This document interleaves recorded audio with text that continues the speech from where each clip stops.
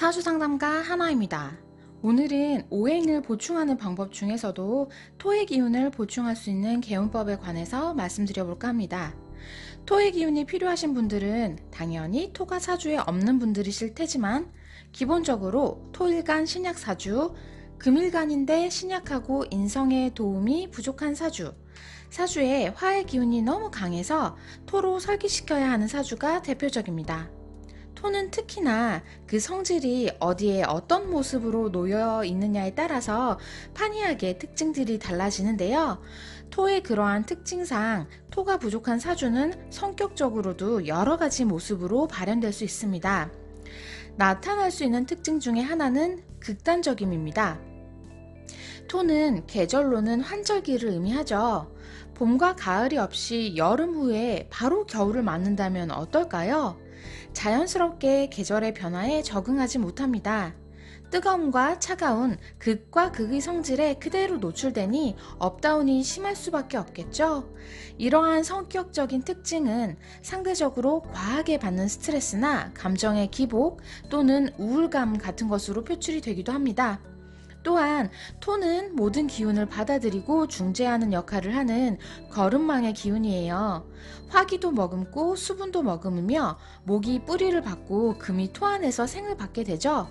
그렇게 무언가를 중재하는 안전장치가 사주 안에 없다면 기본적으로 불안함을 자주 느끼게 되고 그것은 필요치 않는 근심과 걱정을 불러오게 됩니다.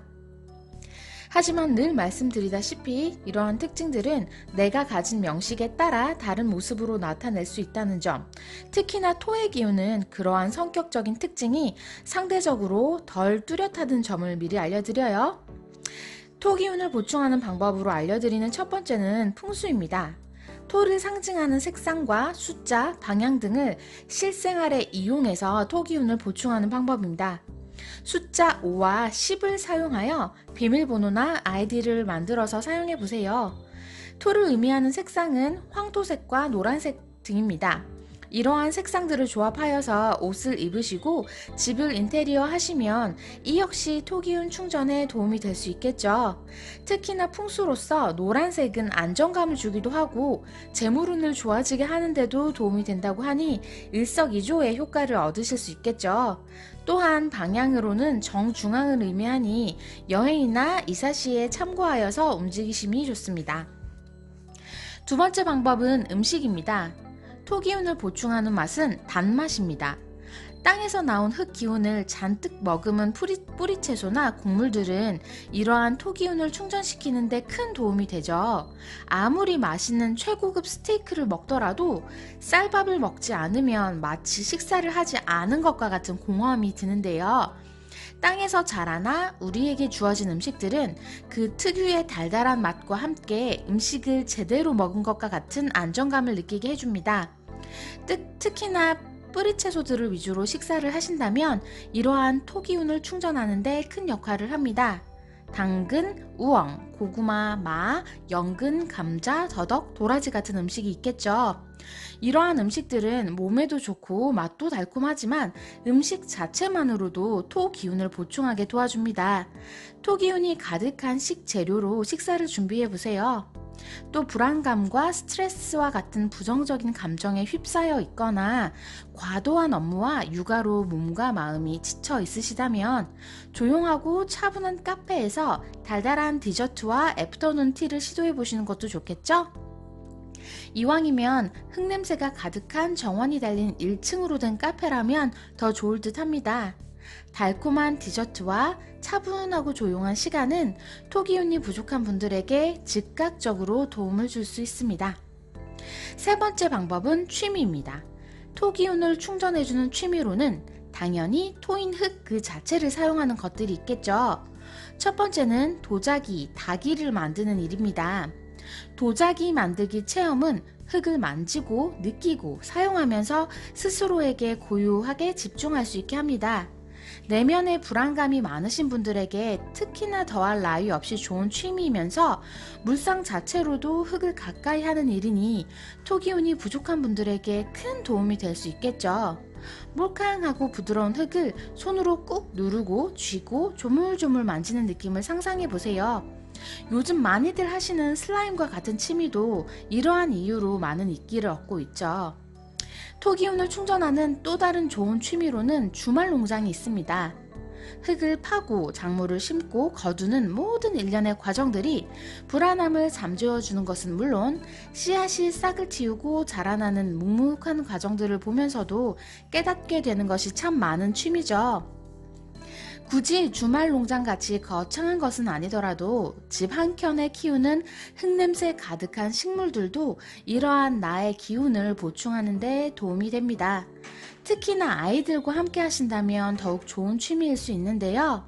아이들은 자라나는 목의 기운이니 이러한 취미들을 함께 하신다면 자연과 흙에서 얻을 수 있는 특유의 안정감이 나는 물론 아이들에게도 큰 도움이 되겠죠. 플러스 해외로 멀리 출장이나 여행을 떠나서 뒤바뀐 시차에 적응이 되지 않을 때 맨발로 흙을 몇 분만 밟아도 시차 적응에 굉장한 도움이 된다는 이야기를 어디에선가 본 기억이 있는데요. 이만큼 토양, 흙이 사람에게 주는 안정감이란 대단한 것입니다. 주말 농장을 하면서 맨발로 흙을 한번 밟아보세요. 포슬포슬하고 향기로운 흙을 맨발로 밟고 손에 가득 쥐는 것만으로도 토기운을 충전하는 것은 물론 쌓인 스트레스를 건강하게 해소하고 마음의 평안함을 느끼는 것까지 가능한 최고의 취미입니다. 토기운을 충전하는 네 번째 방법은 나의 집, 내가 사는 환경입니다. 요즘은 뷰가 좋은 높은 고층의 아파트가 같은 아파트를 할지라도 더 비싸죠. 하지만 높은 고층의 아파트는 토기운을 충전하기엔 그닥 좋은 환경이라고는 할 수 없습니다. 땅과 멀어지면 멀어질수록 당연히 내가 땅에서 얻을 수 있는 안정감과 기운이 사라지겠죠. 일부러 이사를 하실 필요는 없지만 이사를 계획 중이시라면 아파트라면 1층과도 같은 저층이나 주택이 토기운을 받아들이는 데 도움이 됩니다. 가능하시다면 주택 한켠에 냄새 좋은 흙과 잔디, 나무들을 배치하는 것만으로도 사람이 얻을 수 있는 안정감은 훨씬 더 풍부해집니다. 많은 사람들이 고소공포증을 가지고 있습니다. 높은 곳에서 아래를 내려다보면 떨어질 것과 같은 아찔한 공포감이 드는 이유가 가장 크지만 기본적으로 사람은 땅에서 떨어지면 떨어질수록 불안하고 신경이 날카로워집니다. 또한 풍수학적으로도 너무 높은 층수의 아파트는 좋은 기운을 얻는데 그닥 도움이 되지 않습니다. 고층보다는 저층, 아파트보다는 주택이 토기운을 흡수하는 데 좋다는 것 기억해 주세요. 토기운을 충전하는 다섯 번째 방법은 종교입니다. 사실 종교는 특별히 토기운을 충전하는 데 도움이 되기보다는 기본적으로 내면이 불안하고 예민하며 걱정이 많으신 분들, 편하게 누군가를 믿고 온전히 의지할 수 없는 분들에게 가장 좋은 심리적 안식처가 되어주기 때문입니다. 토기운이 없거나 부족한 분들은 내가 밟고 뿌리 내릴 토양이 내 사주 안에 없으니 상대적으로 이유 모를 불안감이 있을 확률이 높습니다. 목화 금수는 각각 토양 속에 스며들거나 뿌리를 내리며 자신의 기반을 공고히 합니다. 흙이 없다면 물은 멈추지 못하고 계속 흐르고 나무는 뿌리를 내리지 못하기 때문이죠. 그래서 이유 모를 불안감과 걱정, 근심이 많아지는데요. 이럴 때 절대적이고 완벽하게 나를 이해하며 나의 어떤 모습도 수용할 수 있는 존재는 이러한 불안함에서 벗어나게 하며 마음에 깊은 평안함을 줍니다. 사실 우리는 우리 곁의 사람들에게서 타고난 외로움과 불안함을 치유받기를 원하지만 사람들은 모두가 천성적으로 외롭게 태어난 불안한 존재들이죠. 당신의 가족도, 연인도, 부모도, 심지어는 당신이 낳은 아이조차 당신을 온전히 이해하는 것은 불가능합니다. 나와 똑같이 불안정한 사람에게 나를 완전히 이해해 줌을 바라니 사람들의 마음은 더 외롭고 더 불안해질 수밖에 없습니다. 어떤 종교든 사람을 위하고 내가 기댈 수 있는 것이면 좋습니다. 흙냄새 가득한 산속의 절이나 교회로 주말마다 여행을 떠나듯이 들러 지친 마음을 쉬게 해주시는 게 좋아요. 또한 같은 이유로 템플스테이나 자연에서의 명상과 요가와 같은 행위들도 불안함을 걷어가고 내면의 고요함을 충전해 줄 수 있는 좋은 일입니다. 토 기운을 충전하는 마지막 방법은 토의 기운대로 살아가는 것입니다. 토는 인의, 예지, 신 중에서 신을 의미하며 신은 광명지신으로 중심을 바르게 잡고 곧게 서서 밝은 빛을 내어 믿음을 주는 마음을 뜻합니다. 또한 신의란 말과 행동에 거짓이 없으므로 정직함으로 나타내는 믿음을 의미하기도 하죠. 중용을 뜻하니 어떤 것도 사치하지 않고 넘치지 않게 살아야 함을 뜻하기도 하겠죠. 특히나 요즘처럼 어마어마한 정보의 홍수 속에서 넘치지 않고 나대로 살아가는 것이 사실 쉽지만은 않습니다. TV, 블로그, SNS, 우리가 눈을 뜨고 접하게 되는 모든 정보들의 물결 속에 우리도 모르게 휩쓸려 내가 원하지 않는 것을 원하게 된다고 믿고 필요 없는 것을 남들이 좋다니까 갖고 싶게 되는 경우가 너무나 많습니다. 그렇게 갖게 된 것들로 우리는 진심으로 행복할까요? 넘쳐나는 옷과 신발, 제대로 써본 적도 없는 명품 가방, 언제 샀는지도 모를 책들과 서랍 안에서 아직 포장도 뜯어지지 않은 채로 방치된 물건들이 당신 곁에 가득하다면 지금은 스탑하셔야 할 시간입니다.